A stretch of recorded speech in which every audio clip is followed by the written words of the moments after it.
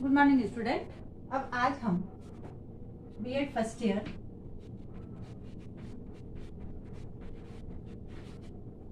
सामाजिक विज्ञान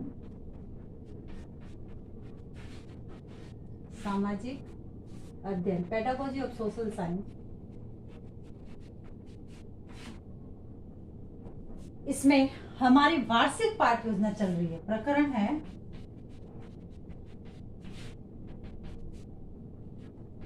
वार्षिक पाठ योजना। इसमें वार्षिक पाठ योजना के अंतर्गत हमने वार्षिक पाठ योजना का लाभ और इसके अर्थ के बारे में हमने चर्चा की थी। अब आज हम करेंगे वार्षिक पाठ योजना के चरण या सोपान। वार्षिक पाठ योजना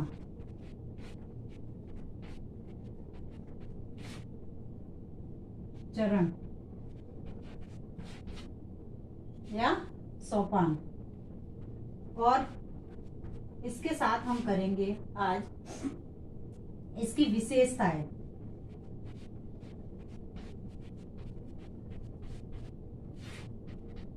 इसके बारे में हम अध्ययन करेंगे। वार्षिक पाठ योजना बनाते समय किन किन बातों को ध्यान में रखना चाहिए, क्या क्या इसके चरण है, स्टेप है और सोपान है। सबसे पहला है विषय वस्तु का विश्लेषण इकाई, प्रकरण एवं शिक्षण बिंदुओं में किया जाता है। यानी जब वार्षिक पाठ योजना बनाते हैं तो इसका विश्लेषण हम जब इसको बांटते हैं, इसके भाग करते हैं, तो इकाई, प्रकरण, इकाई, प्रकरण, शिक्षण बिंदु, शिक्षण बिंदु,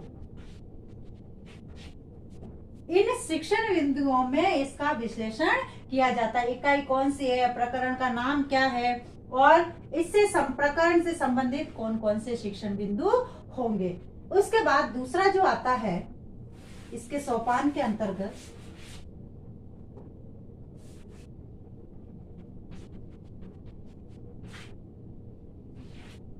दूसरा है अवकाश व उत्सव के दिनों को छोड़कर।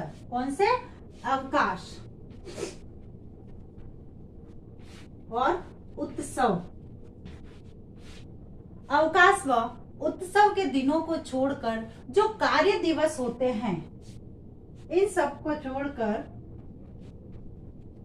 कार्य दिवस, यानी कार्य करने के दिन, वर्किंग डे कितने होंगे उसका निर्धारण किया जाता है, और किस किस समय में किस विषय का और कितने कालांश साल भर के अंदर उपलब्ध रहेंगे, किस विषय के कितने कालांश वर्ष भर में लेंगे। फिर है प्रत्येक इकाई के लिए परीक्षण एवं सुधारात्मक, परीक्षण एवं सुधारात्मक,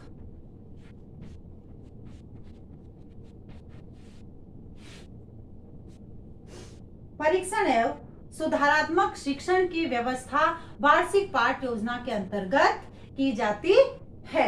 उसके बाद है जिन उद्देश्यों की प्राप्ति के संबंध में अध्यापक सोचता है उसके बारे में इसमें लिखता है कि अध्यापक को जो उद्देश्य प्राप्त करने, शिक्षण से संबंधित उद्देश्यों को लिखना, शिक्षण से संबंधित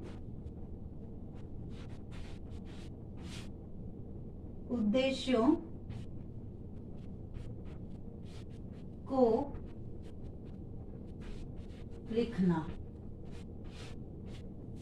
यानी अध्यापक जो वार्षिक पाठ योजना बनाते समय शिक्षण के जो उद्देश्य बनाता है, उन शिक्षण के उद्देश्यों को वार्षिक पाठ योजना के अंतर्गत लिखता है।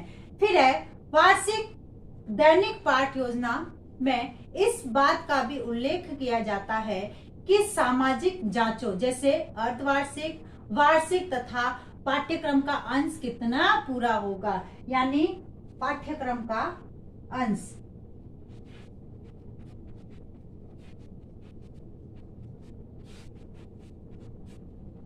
चाहे वार्षिक पाठ योजना हो, वार्षिक पाठ योजना में जो है जब बनाते हैं तो इस बात का पूरा ध्यान रखा जाता है और उल्लेख किया जाता है कि जब एग्जाम होते हैं, अर्धवार्षिक परीक्षा होती है या वार्षिक परीक्षा होती है, वार्षिक परीक्षा में तो पूरा पाठ्यक्रम आता है, किंतु जब अर्धवार्षिक परीक्षाएं होती है तो उस अर्धवार्षिक परीक्षा के अंतर्गत पाठ्यक्रम का कितना % कोर्स या पाठ्यक्रम होना चाहिए, 50% होना चाहिए, 70% होना चाहिए या 80% होना चाहिए, उसका उल्लेख इसके अंतर्गत लिखा जाता है। उसके बाद है शिक्षण सहायक सामग्री। शिक्षण सहायक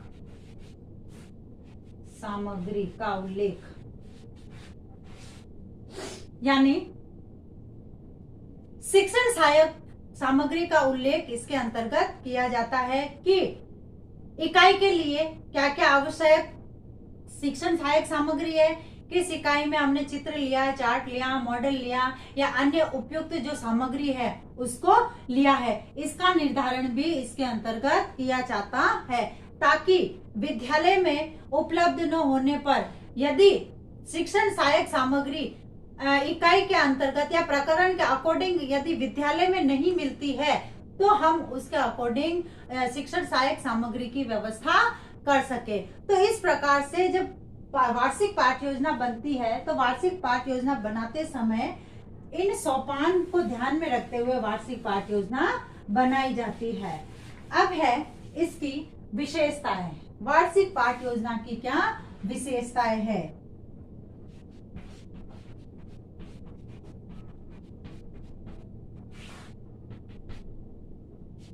सबसे पहले है इसमें कक्षा तथा विद्यालय के पास उपलब्ध सामग्री का ध्यान रखा जाता है। पहला है उपलब्ध सामग्री, जब बनाते हैं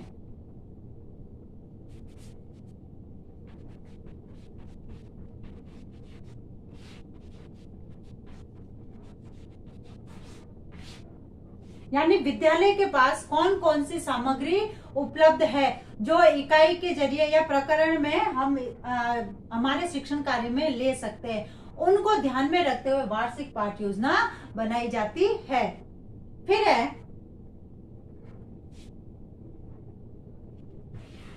अन्य विषयों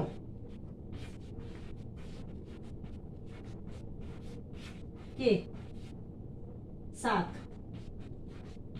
यानी अन्य विषयों के जो शिक्षक हैं उन शिक्षकों की वार्षिक पाठ योजना के साथ तालमेल बिठाते हुए, समन्वय बिठाते हुए वार्षिक पाठ योजना तैयार की जाती है, ताकि कोई भी चीज क्लैश नहीं हो सके।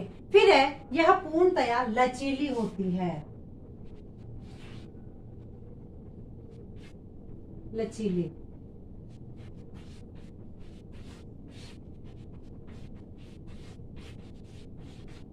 यह पूर्णतया लचीली होती है, जिससे आवश्यकता अनुसार शिक्षक अपनी आवश्यकता के अनुसार संशोधन या परिवर्तन कर सकता है और परिवर्तन करने की सुविधा रहती है।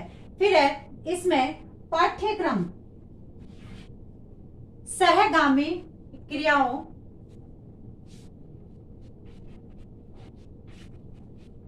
पाठ्यक्रम सहगामी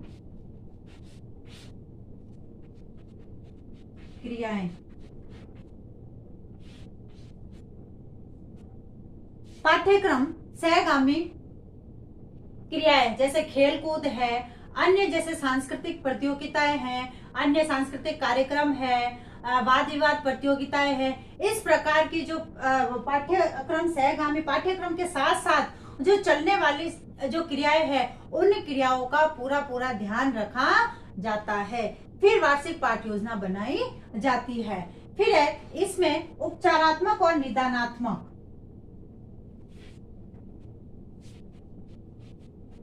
उपचारात्मक और निदानात्मक,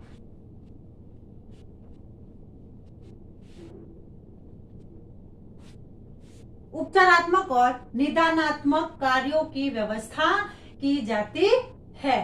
फिर है सत्र भर में उपलब्ध समय अथवा कार्य दिवसों का पूरा ध्यान इसमें रखा जाता है कि सत्र भर में कितने कार्य होंगे और कितना समय होगा, कितने कार्य दिवस होंगे। सारे वर्किंग डे वार्षिक पाठ योजना के अंतर्गत निकाले जाते हैं।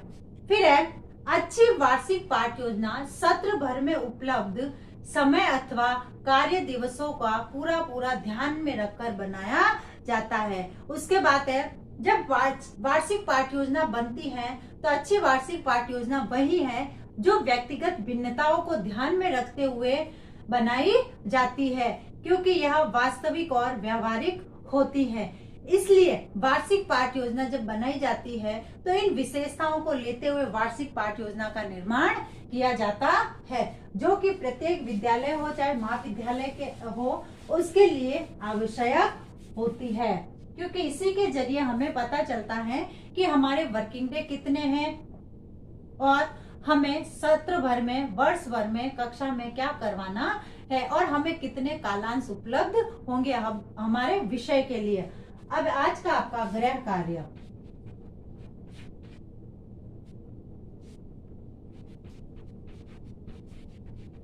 वार्षिक पाठ योजना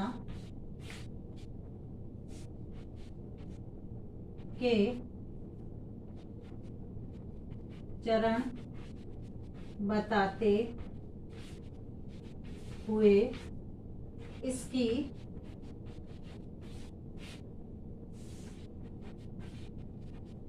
विशेषताएं बताइए।